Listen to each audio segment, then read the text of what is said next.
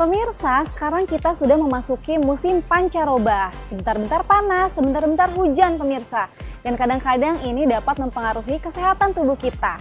Nah, kali ini saya akan berbincang sehat bersama dengan Dr. Ronald Irwanto. Beliau adalah dokter spesialis penyakit dalam, konsultan penyakit tropik dan infeksi.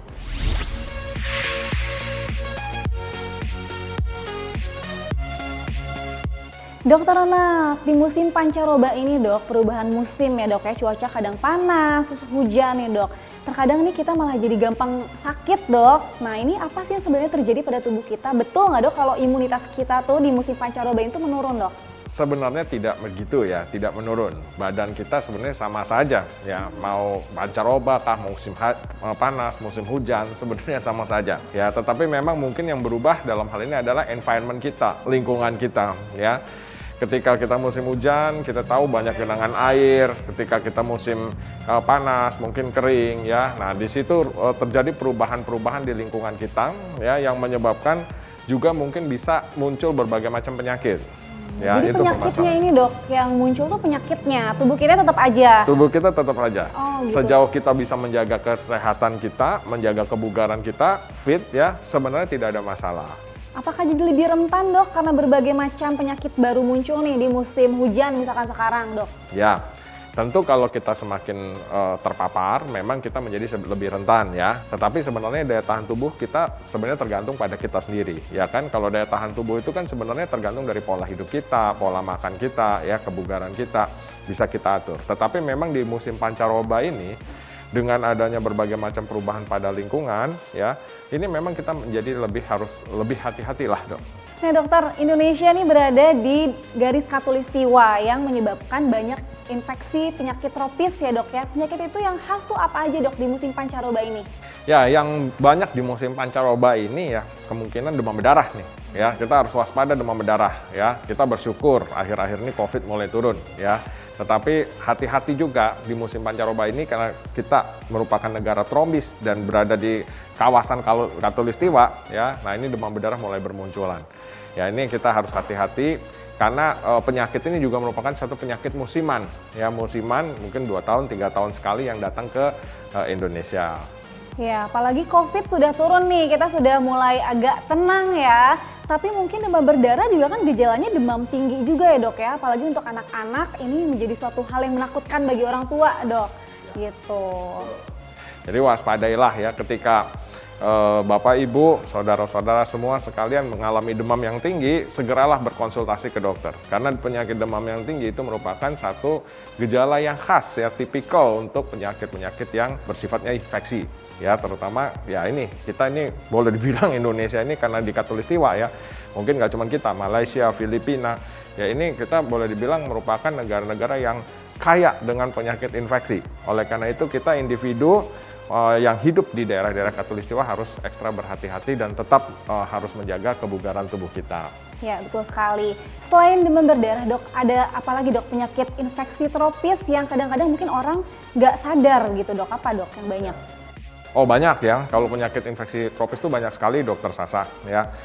Leptospirosis ya, hati-hati. Apa tuh dok leptospirosis? Ya, leptospirosis ini mungkin kalau di kalangan komunitas awam seringkali dikenal sebagai penyakit yang disebabkan oleh kencing tikus gitu ya. Tikus. Ya, tetapi leptospirosis ini penyebabnya sebenarnya adalah kuman.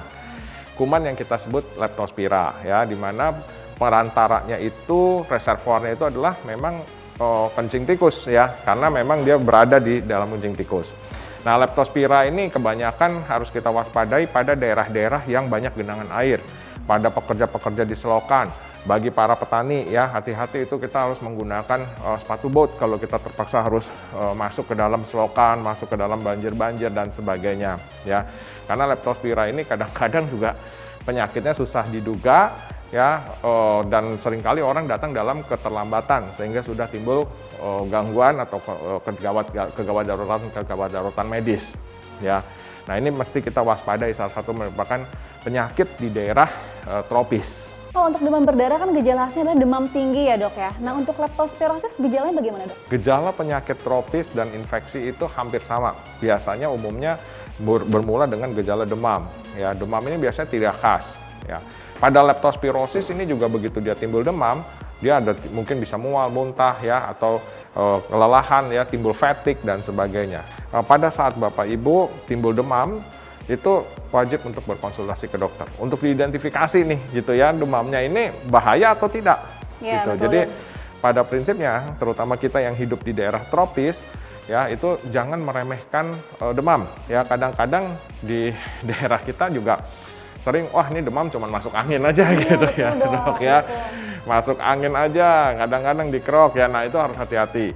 Sebaiknya begitu demam, ya apalagi juga kita barusan di tengah pandemi COVID seperti ini, begitu demam berkonsultasilah ke dokter supaya bisa diidentifikasi apakah demam itu berbahaya atau tidak. Begitu demam itu terjadi, begitu demam itu berbahaya, langsung segera obati. Dok Ronald, di musim pancaroba ini biasanya banyak masyarakat yang mengeluhkan batuk ataupun flu. Nah dok, Ya. biasanya khas banget ya dok ya perubahan cuaca, pancaroba, flu dan batuk. Sebenarnya apa yang terjadi sih dok? Kenapa bisa flu dan batuk di musim pancaroba ini dok? Salah satu penyakit di musim pancaroba yang juga harus kita waspadai itu tentunya influenza, ya, flu, batuk, pilek, sakit tenggorokan seperti itu. Kita masih belum selesai dengan pandemi COVID, nah betul. ini jadi Masih berlangsung ya dok pandemi? Masih berlangsung ya, karena ini nanti harus kita ingatkan juga ya bahwa batuk, pilek, flu sebelum dan sesudah terjadi pandemi COVID bisa beda nih urusannya nih dok, gitu ya. Sebab kalau dulu mungkin sebelum era pandemi COVID, batuk, flu, ya sakit tenggorokan dan sebagainya, ya mungkin oleh dokter hanya pulang diberikan obat-obat pereda gejala, suruh istirahat gitu ya. Tetapi saat ini di era pandemi ini hati-hati, begitu Bapak Ibu saudara sekalian batuk, pilek, flu, maka akan diswab untuk dikategorikan ini COVID atau bukan, dan itu wajib di semua negara. Ya, nah tapi memang kalau terkait dengan infeksi tropik, infeksi sendiri, sebelum era pandemi pun sebenarnya influenza merupakan penyakit juga yang harus diwaspadai di tengah-tengah pancaroba gitu. Karena bagaimana tentang diare nih dok? Karena banyak sekali masyarakat pun yang mengeluhkan diare saat musim pancaroba. Apakah berhubungan dengan hygiene dok atau bagaimana tuh dok? Jelas dokter Sasa ya, diare adalah penyakit yang sangat berhubungan dengan cuaca, dengan situasi tropis ya, dengan juga hygiene ya. Nah, kita ini sebenarnya penyakit diare boleh dibilang di negara tropis seperti kita ini ya, ini merupakan penyakit yang mungkin ada terus sepanjang masa. Coba kita lihat, populasinya banyak sekali orang yang diare mulai dari dewasa, anak-anak sampai dengan orang tua. Ya, nah ini berkaitan dengan hygiene. Diare bisa disebabkan oleh berbagai macam ya, oleh virus ya, umumnya oleh virus tuh, Dok. Ya, hati-hati virus, juga oleh kuman bakterial. Ya, nah ini penyakit umum yang bisa terjadi di negara-negara tropis seperti kita. Terkait dengan pancaroba, ya kadang-kadang terjadi peningkatan, tetapi sebenarnya tanpa pancaroba pun diare memang sudah menjadi penyakit yang banyak dialami oleh populasi di negara-negara tropis seperti kita. Betul, imunitas tubuh yang utama ya dok ya, serta jaga kebersihan, karena kalau diare itu dari apa yang kita makan ya dok ya. Betul. Apalagi di musim pandemi nih, kita WFH di rumah, kadang-kadang kemana-mana suka jadi ingin makannya tuh yang macam-macam kan. Kita order online lah ini itu segala macam, mungkin di situ juga ada kurang higienis, jadi timbullah diare ya dok ya. Betul ya, jadi jagalah makanan Bapak Ibu semua. Ya, pastikan bahwa makanan dimasak dengan matang dan pastikan makanan juga memang bersih. Pemirsa, tadi adalah pemaparan dari Dr. Ronald penyakit apa saja yang dapat ditimbulkan di musim pancaroba ini. Nah, sekarang Dr. Ronald akan memberikan tipsnya nih agar tubuh kita dapat tetap fit di musim pancaroba ini. Dokter, silakan. Pemirsa semua di rumah, tips untuk hidup sehat sebenarnya tidaklah sulit. Ya, yang pertama cukupkan istirahat, cukupkan nutrisi. Jangan merokok, hindari alkohol, cukupkan olahraga, dan yang paling penting tetap untuk positive thinking. Ya, ini kita masuk di era pandemi ini banyak orang yang negatif nih, banyak orang yang ketakutan. Was-was ya dok ya? Was-was ya. Kita tetaplah pada protokol kesehatan yang digalakan oleh pemerintah ya. Kemudian lakukan vaksinasi dan tetap semangat, tetap positive thinking dengan segala kedisiplinan dalam protokol kesehatan. Nah, itu tips kita untuk hidup sehat di musim pancaroba ini. Pemirsa, itu tadi perbincangan saya dengan Dr. Ronald bagaimana agar menjaga tubuh tetap sehat di musim pancaroba ini. Saya Dr. Sabrina Raisa bersama dengan Dr. Ronald Irwanto, spesialis penyakit dalam konsultan penyakit tropik infeksi untuk Hidup Sehat Plus.